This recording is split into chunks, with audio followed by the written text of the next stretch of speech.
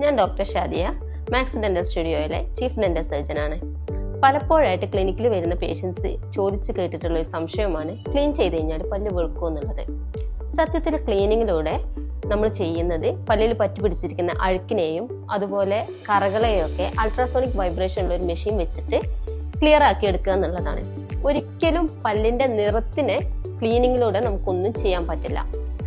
ചിലർക്ക് സ്വാഭാവികമായിട്ടുള്ള മഞ്ഞ നിറം ഉണ്ടാവും പല്ലിന്, അത് നമുക്ക് മാറ്റിയെടുക്കാന്.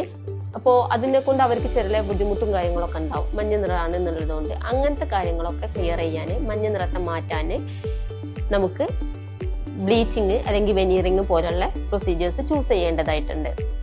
ക്ലീനിങ്ങിലൂടെ വായനാറ്റം അതുപോലെ മോണരോഗങ്ങൾ മുതലായ പ്രശ്നങ്ങൾ നമുക്ക് പരിഹരിച്ചെടുക്കാം.